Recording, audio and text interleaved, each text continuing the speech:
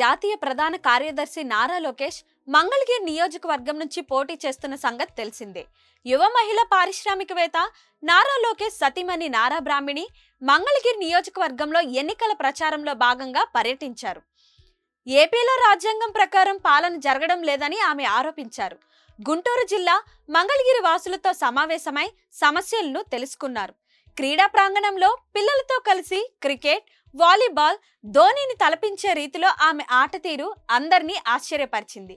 ఇంకా వాలీబాల్ ని ఆమె డీల్ చేసిన విధానం అయితే బాలయ్య సినిమాలో విలన్స్ ని బాదినట్టే అనిపించింది.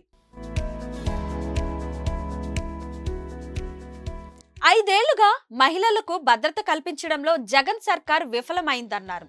రాష్ట్రం అభివృద్ధికి అడుగులు పడాలంటే ఎన్డీఏ ప్రభుత్వం అధికారంలోకి రావాలని తెలిపారు.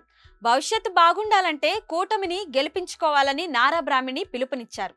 గత 5 ఏళ్లుగా మంగళగిరిలో రోడ్లు, డ్రైనేజీ వ్యవస్థ సరిగా లేదని ధ్వజమెత్తారు. కూటమి ప్రభుత్వం అధికారంలోకి రాగానే మంగళగిరిని ఎడ్యుకేషన్ హబ్తో పాటు కల్చరల్ క్యాపిటల్ గా తీర్చిదిద్దుతామని భరోసా ఇచ్చారు.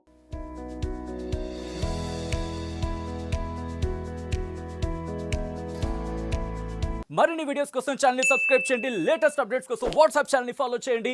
అండ్ లింక్ డిస్క్రిప్షన్ లో ఉంది.